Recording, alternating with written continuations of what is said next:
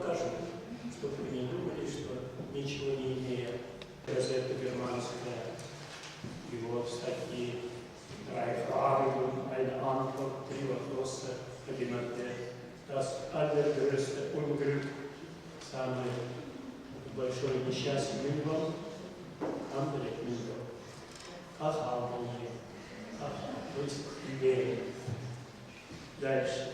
Еще Gedanken zur Arbeitserziehung. Тоже вся страница Боговская статья. Еще одно, чтобы понять всем здесь сидящим и будущим исследователям Богова, и те, которые уже исследователи, докторами, профессорами стали, и говорить, чем он от всех нас отличается и будет отличаться. Он знал мировые языки. Мы владеем с вами национальными языками, языком межнационального общения, а он владел мировым языком. То есть, вот вам я тут опять берлинский журнал «Die Weltbühne», мировая сцена, опять его статья «Der Mann der 31 Sprachen», человек 31 языка. У нас величайший был исследователь чувашского языка Василий Георгиевич Егоров, профессор. И о нем написал: битками он поехал в Европу не для того, там, самому что-то восхвалять, поднять авторитет своего родного народа. Один журнал. Дальше следующий журнал. Das Lebenswerk des Naum Андреев. В мире 50 языков, которые перевели Фауста Гёте на свой родной язык, в том числе и чувашский язык. Вот этот чувашский язык, на чувашский язык перевел Наум Урфи. 120 лет ему было конференция, маленькая конференция здесь, потом в своей деревне присутствовал, потом узнали 120 лет. Наум Урфи, как он мог все это знать? Геннадий Николаевич, он ничего не знает. Как вы считаете себя знатоком? Он знал, что Наум Урфи в 75 лет стал студентом. А вы 20 лет так, мы с вами 20 лет студентами. Сами говорим, век живи, век учись. А это 75 лет. Ну, к счастью, я был преподавателем данного университета института, тогда он как заочник сидел в моей группе. Мне 25, ему 75. Вот он встал, тогда подошел, со мной на немецком заговорил, так, и пришел как раз крылья оплеваны. Штат Малтенберга, по-моему, мальчик шутник, зачется нет. Ну, раз у вас по виду возраст, да, позволяет, половину руку, литературу надо, переводы, тексты. Все, можно прийти когда, через полгода, сколько. Так финального через неделю можно. Тут неделю пришел и говорит, каждый день переводил Фауста, самостоятельно изучил немецкий язык. И через 40 лет завершил. Значит, здесь сидящие, если по примеру того человека, той личности, который открыл Геннадий Николаевич Волков, вам надо приступить к написанию трагедии, романа, и когда вам 70 будет, завершите, народу предъявите. Мне даже письмо не может, мне времени вас писать, а вот он и потом целый журнал педагоги, психологии, немцы подарили Волкову. Кому еще они уделят такое внимание? Весь журнал о его творчестве, с его статьями. Вы скажете, Владимир Александрович, покажите, дайте мне на один день, сначала как в новом курсе подойдите, на немецком языке конструи sprechen, правда, на немецком заговорите спокойно, все покажут, все вам изучайте, читайте. Но, к сожалению, сегодня Америка диктует американский язык. Командует немецкого мало. В наше время немецкий будет отчитывать. Кто такой Мартин Лютер по теме? лютеранская педагогика, ну, так скажем, в глазах у Геннадия Николаевича Волкова. Что он в нем нашел? Какое изобретение ему принадлежит? Ему принадлежит первое. Мартин Лютер написал о крестьянской войне в Германии.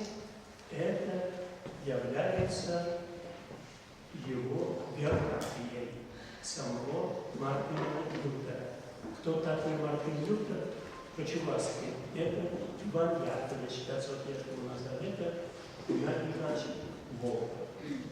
Ну, по количеству открытых школ сотнями, наверное, Иван Яковлевич близко подходит к Мартину Лютеру. Он основатель народной школы во всем мире. Первое. И, значит, Геннадий Николаевич сумел Мартина Лютера приблизить или нашего Якова, кто кому приблизился по роду деятельности, как просветители, одинаковые. Потом он нашел, что Библию на немецкий язык, на народный язык перевел Мартин Лютер, у нас Иван Яковлевич. Потом он нашел, что Мартин Лютер при переводе обманывал, хорошо обманывал, красиво обманывал в своих целях просветительских. Иван Яковлевич тоже обманывал, переводчик сам все время Геннадий Николаевич переводил. И остальных президентов, министров всегда обманывал их, потому что переводчик, он через меру своей испорченности переводит. Там сказано «О, мой господин, господин» на русский язык переведено, Иван Яковлевич переводит «учитель, учитель». Понятно, да? Ему дорог учитель, никакой не господин, не царь, не бог, а именно учитель. Дальше. Что там он открыл? Все деятели, партия победительница, президент победитель на выборах, всегда свою линию проводят. Это отрицать нельзя, потому что Мартина Лютера ругали за то, что он в своих целях использовал. Тогда все наши руководители, которые на выборах побеждают, они свою линию нам диктуют. Так ли? Министр, пусть посредственный был студент, а когда министром стал, мы открыли, слушали себе, о, что сказал, так ли? Конечно, когда президент по телевизору иногда показывает, президент совещание проводит, министры сидят, остальные, он говорит, министры должны хорошо работать, те слушатели записывают уже, как вот не знаю, как. Дальше, что открыл Геннадий Николаевич? Он открыл, что Лев Николаевич Толстой очень близок был к Лютеру. Почему он близок к Мартина Лютера? Отлучили от церкви Льва Николаевича Толстого тоже отлучили от церкви. Ну, вы знаете, Лев Николаевич был, как говорится, просветитель огромный чувашского народа. Для Геннадия Николаевича Ламазрах Павел был чувашком, никто не сомневался. То есть он никогда не сомневался, что Лев Николаевич был истинный чуваш, потому что сын его собирал чувашские песни, да, вместе с сыном Ивана Яковлевича, и издали эти древние наши чувашские песни. Но это крупные исследователи в этом зале присутствуют, они все об этом читали. А то, что уж Пушкин там, да, истинный чуваш, у Геннадия Николаевича никак не было, когда пытались, скажем, его, ну, к нему маленьким или какому-то национализму, он всегда, что было националистов? Нет, самый большой националист, кто это? Вон Пушкин, вон Толстой, вон Ушинский. Вон.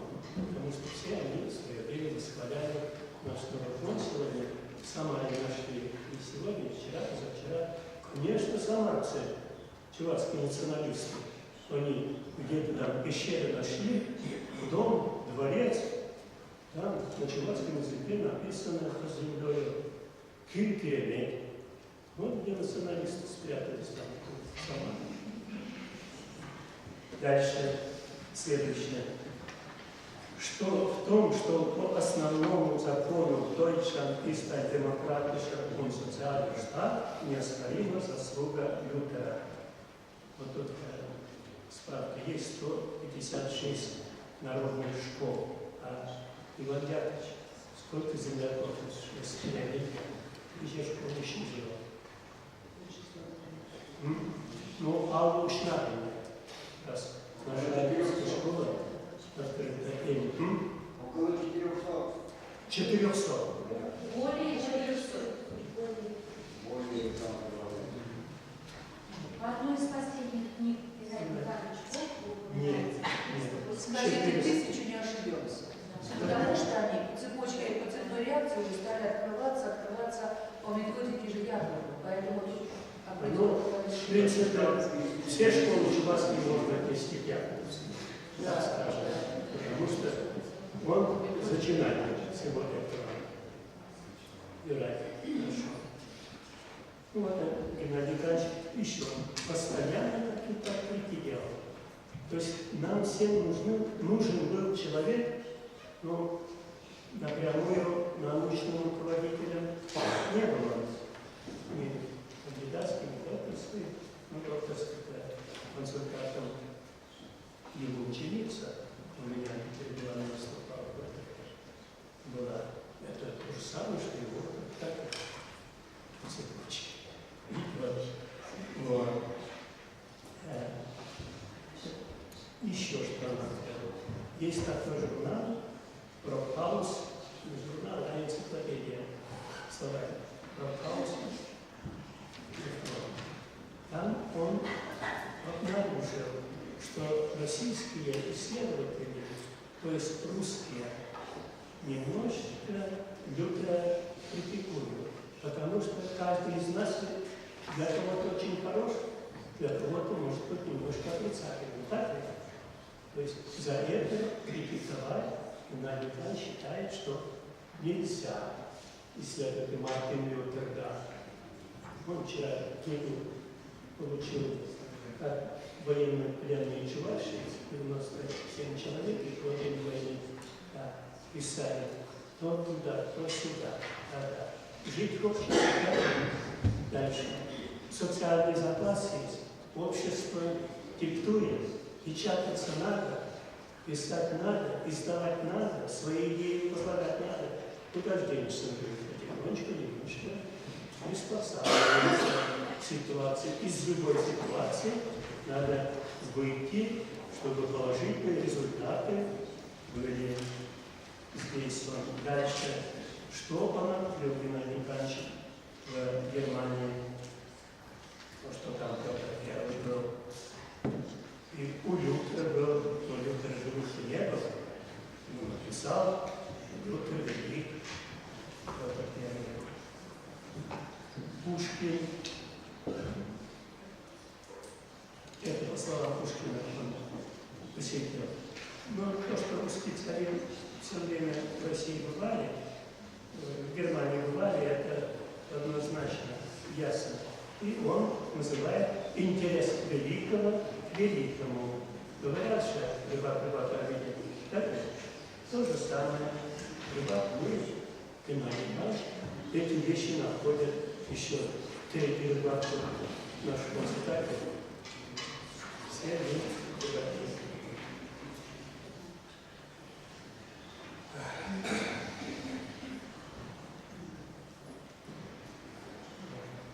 Очень интересное выражение. Геннадий Николаевич обнаружил. Лютер Рейхтер он пассивен Wittgenstein. Сам Лютер не хотел революции. Но на самом деле он революционер был в своей Библии. Сам не участвовал, не стрелял.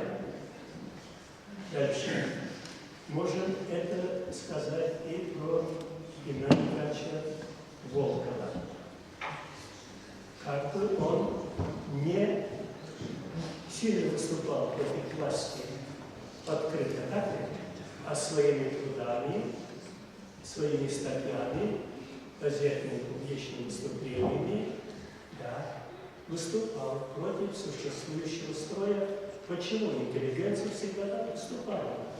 Интеллигенция видит дальше против администрации. Почему? Потому что, вы сами знаете, было время, когда, да, на каждой двери написано было «рай, рай, рай». То есть мы в раю жили с вами, мое поколение. Райком, райком, райком. Потом переименовали администрацию кругом на каждой двери. Так ли? Опять приспосабливаются. Немецкий преподавать надо, педагогику читать надо, Волку изучать надо. К этой системе приспосабливались. В общем, я хотел вас однозначно просто убедить в том, что Геннадий Иванович Волков и Лютер, и Толстой, и Яковлев, и Ушинский, все вместе. Если тут сказано, Лютер создал народную школу, Яковлев тоже создавали. Лютер 500 единиц пословиц, поговоров, афоризмов, 7 раз, нет, 1 раз отрежем. Так и так, в те далекие времена Конституции не было, афоризмы были, поничил народ, как Конституция. Если есть лаборатория, богатая лаборатория, институт, там, да, называется этнопедагогика у нас. Вы же зайдете дадут вам Волкова этнопедагогику, посмотрите там, сколько пословиц, которых мы с вами не знали. Потому, помню, на 50 лет на юбилей из Башкирии приехал, вышел на трибуну, назвал его Геннадия Ивановича пчелой. Он говорит, так, пчела собирал повсюду, по всему Чувашскому миру, и в магазине, и ими пользовался, и подарил нам с вами великую этнопедагогику, народную педагогику, да, затем целую школу, и исследователи отмечают все, что такой плодотворной, продуктивной научной школы, около 50 докторов наук и 250 кандидатов наук, то искать надо. И потому Геннадия Ивановича Волкова поместили самые великие люди из энциклопедии России. Он в этой энциклопедии есть. Давайте будем похожими, да, на Геннадия Ивановича. Все то, что он говорил вам, студенты, вы можете по-своему понять, потому что его понимание любой терминологии, любого концепта резко отличается от нашего. Потому он и хорош. У него есть чему поучиться. Примерно позиция трудна, он начнет малого ума. Батизель, батизель,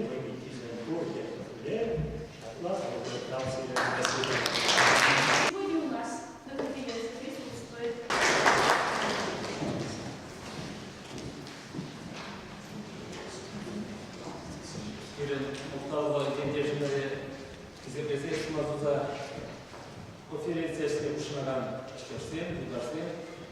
уважаемые участники конференции, каждый народ, большой он или малый, носит свой вклад в мировое сотрудничество, ветную педагогику.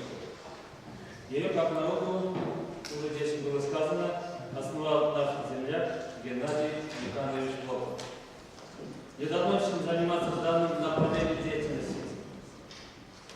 Только выпуску из народа человеку простой души и чистой души присущи качества занятия педагогикой своего народа.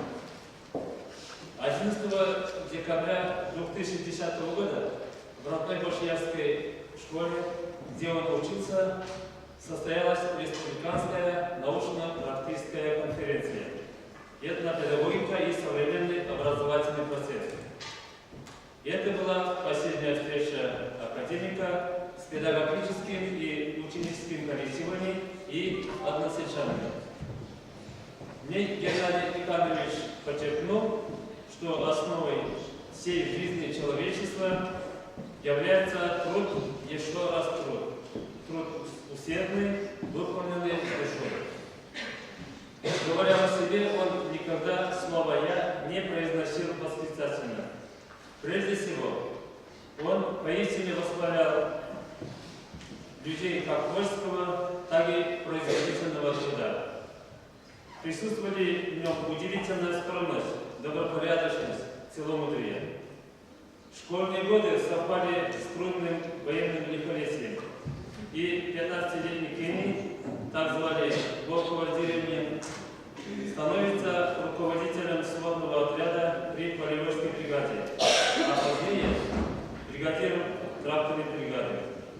При этом участвовал во всех стадиях получения урожая и выполнял за год более 200 трудодней. Быть может, именно в эти годы и сформировалась у него глубокая убежденность о могуществе воздействия труда трудового народа, внешне скромного и незаметного, но сильного и прекрасного пути на развитие личности подрастающего поколения, исследование и пропаганда которого стали делом всей его оставшейся жизни. Сегодня кажется невероятным, что один человек может столько делать. Поражает удивительная работоспособность, жажда деятельности. 40 лет доктор наук, 60 более 600 научных трудов.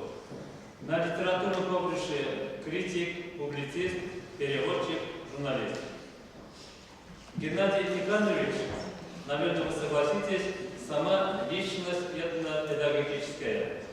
К вышесказанным можно добавить доброту, легкий юмор, мудрость, чистейшее владение родным языком. Эти и другие качества по своей воспитательной сущности облагораживают одних и заставляют подтянуться других. Однако, несомненно, разумные зерна человечности будущему академику засеяны матерью, Евдокией Михайловной. Адюгапа прожила долгих 94 года и 8 дней. Имевшая всего 2 класса образования, она прошла тернистый путь матери-труженицы. Ее жизнь сама высшая школа воспитания. Она подняла на ноги 3 сыновей богатырей и приемную дочь Елену Прекрасную. Я у нее дома был всего 2 раза, будто знаю ее всю жизнь. При первой встрече открывает дверь, киет углом, İstanbul'dan, Kamacıklar'dan, Адатабели, Тежева. Я удивился.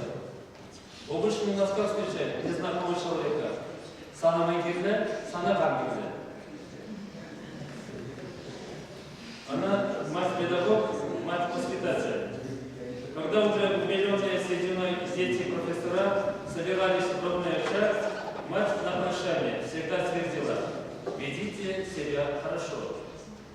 Такой была материнская школа, школа строгости и скромности, школа требовательности и уважения. Деревенский парень Кенни, плюс писатель Пашка Влади, плюс академик Геннадий Волков составляют одно единое целое – человек с большой буквы. Башиярская школа с сентября сего года носит имя академика. Установлена мемориальная доска. А в июне следующего года на центральной площади села Башиярский будет воздвигнут памятник академику. Значит, он будет всегда с нами. Продолжим.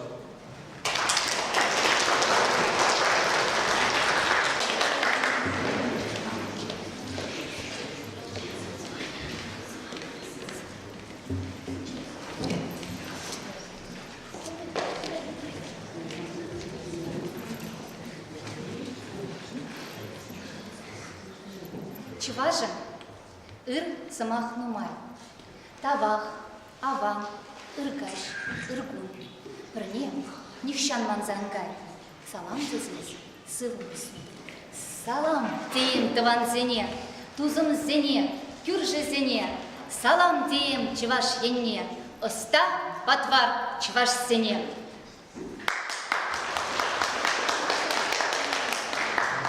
Баян Шакзалра Геннадий Никандрович Волкова хизеплегенсем. Унын ішіне мағыла тузагансем. Бренегенесем, тада многисем уштарыны. Я знаю многих славных людей Чувашии. Космонавта Андреяна Николаева, поэта Константина Иванова, просветителя чувашского народа Ивана Яковлевича Яковлева. А чем же известен Геннадий Никандрович Волков? Геннадий Никандрович Волков – продолжатель дел великого Ивана Яковлевича Яковлева. От его внуков он получил письмо следующего содержания. По нашему убеждению, из всех лиц, изучающих биографию, идеологию и деятельность нашего деда, просветителя чувашского народа Ивана Яковлевича Яковлева, лучше всех понял его и больше всех сделал для пропаганды его идей и увековечения его памяти Геннадий Никандрович Волков. Волков – академик, учитель учителей, автор единственной книги «Этнопедагогика».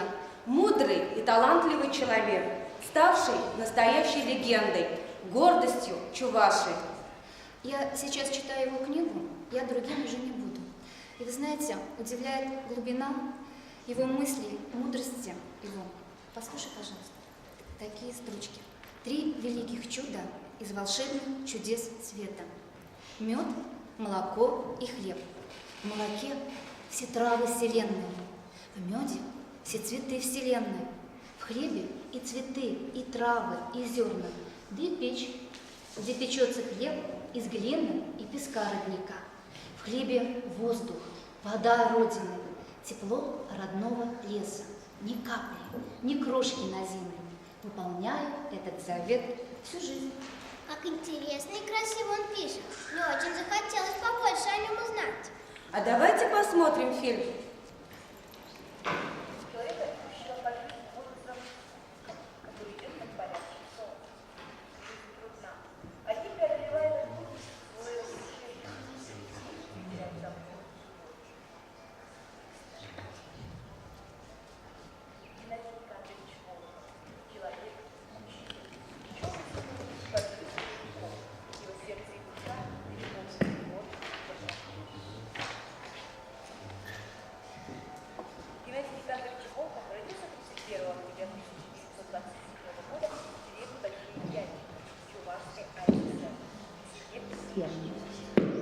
В 1935 году ушел в Большеячинскую 7-летнюю школу. За отличие в учебе и примерное поведение был награжден грамотой.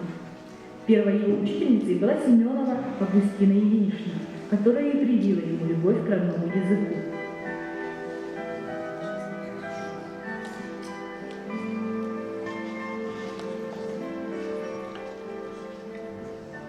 Огромную роль в его воспитании сыграла бабушка.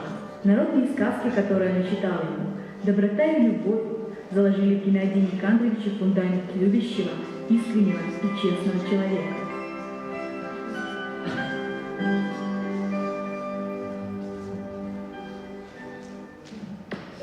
Закончив Казанский пединститут, Геннадий Волков работает учителем физики, одновременно обучаясь в аспирантуре при Казанском педагогическом институте. В разные годы работал учителем в школах Казани и Чебоксар, воспитателем детского дома, начальником лагеря труда и отдыха в Москве. Много лет он трудился в различных вузах страны и за рубежом. С 1979 по 1982 год работал профессором Эрфуртской высшей педагогической школы. Первый и единственный из педагогов награжден золотой медалью Гердера за выдающиеся заслуги в распространении русского языка и русской культуры в духе германо-советской дружбы. Где бы он ни был, он остается патриотом своей родины. В его сердце отчий дом, песни матери Али и сказки бабушки Пиросковья. А этот дом в котором он родился, вырос. Вот что он пишет о своей родине. «Родина одна, как мать, мои большие, мои великие яльчики». Послушайте воспоминания Волкова о своих близких, отрывок из рассказа книги «Неграмотный броски». Она не знала ни одной буквы, но первоклассной рассказчицей была сама. Записав ее сказки и былины, я издал 3 книги. Чуваши говорят музыкальный, а бабушка пела очень плохо. И не пойму никак, почему так глубоко засели в памяти слова песен, без мелодии, только слова. Особенно памятны слова благодарственной песни. Интересно, о чем же она пела? В ответ на добрую улыбку спой красивейшую из песен, пела и прочитала она. Услышал мудрую пословицу, оплати занимательной сказкой. Помогли починить плетень, иди строить новый дом. Угостили парным молоком, всю семью пригласи на новый мед. Казалось, песни нет конца, а сегодня, кажется, нет конца человеческой доброте. Я согласна с этим высказыванием Геннадия Никоноровича Волкова. Посмотри, сколько в зале добрых лиц, как уютно и хорошо в этом зале. Геннадий Никонорович Волков очень легко и быстро находил общий язык с детьми. А одна маленькая девочка сказала про него гениальные слова. Геннадий Николаевич Волков, дедушка всех дедушек. Только тот человек, который любит детей, может написать такие интересные и читаемые рассказы. Мы не только читали его рассказы, но еще и инсценировали их. Сценка Суяба Инче Каяйма. 2 класс.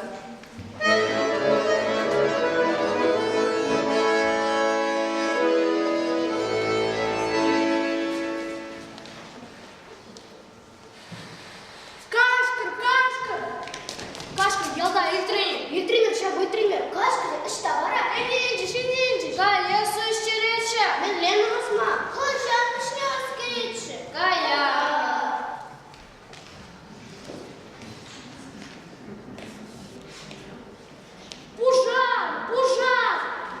Пужар, Ялда, и триммер, сейчас будет триммер. Пужар, это что, вора? Иди, колесо исчереча. Медленно возьма. Хоча, начнем скорее. Кая.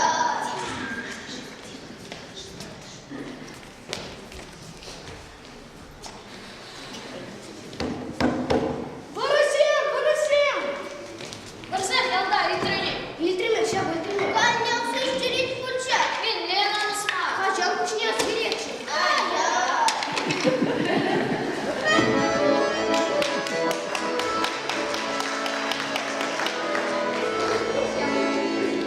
Переудала, те переудала, вищими шинче, глаза вери. Через час, через.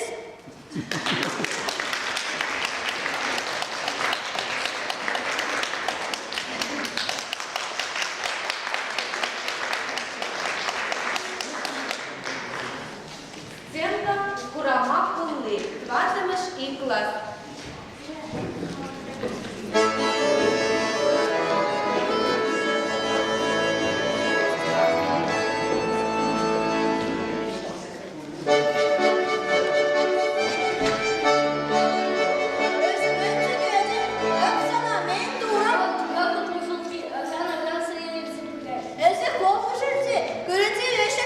Чару, аптеку сатора. Киллер кунда, Лара. Ылын-зем, хажите сине, колома кулдарать. Мингре живой. И тем более утра, аршин все начал. Чивиш самохлявой. Шили арманижм, шили. Шиф арманижер шира. Эрисмар. Укшара вой. Маншутпа вой илимре. Эпшутвана тарак фаравой островрай. Вой лайк канута. Вой антейка хилинче. Пухчана, киллер кула, ищта киллер.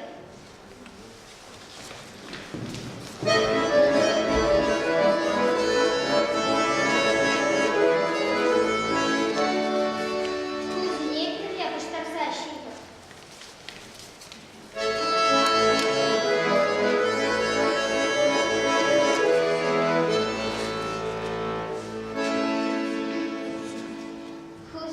Там кошмар ударать. Эпи больше тереть.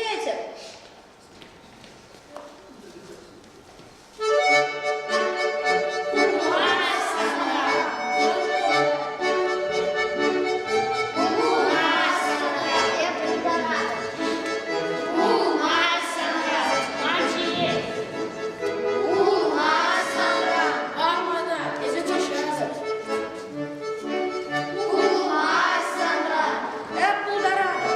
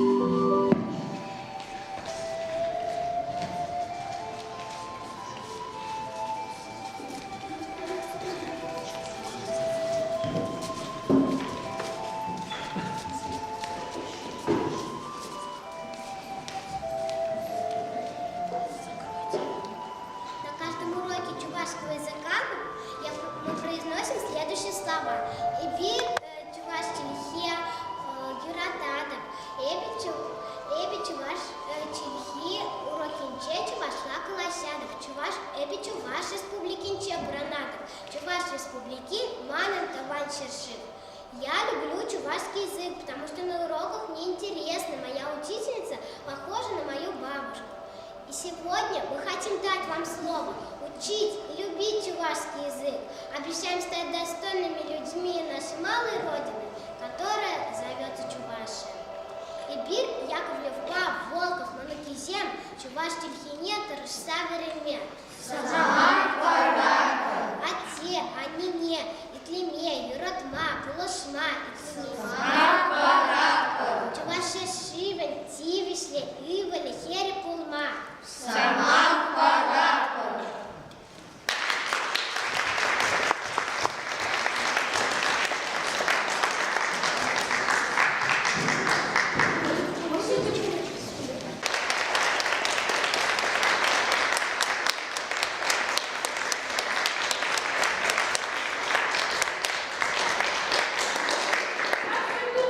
Столько аплодисментов вам не было бы, если бы вам в первую очередь не помогал кто? Поэтому первое сладкое угощение кому? Учителю.